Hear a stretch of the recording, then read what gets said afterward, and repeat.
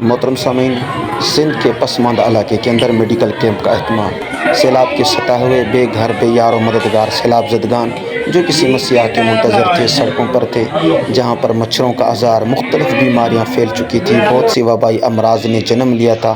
ان غربا فقراء مساکین کے لیے مذہب و مسلک، رنگ و نسل، زبان سے بالا تر ہو کر بلا تفریق خدمت خلق کی جا رہی ہے۔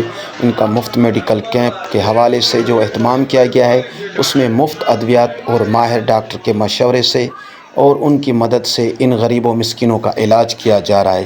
ہم دعا گو ہیں مخیر حضرات کے لیے جنہوں نے اس مشکل وقت میں دکھ انسانیت کے لیے، سیلاب زدگان کے لیے مفت میڈیکل کیمپ کا اہتمام کیا ہے۔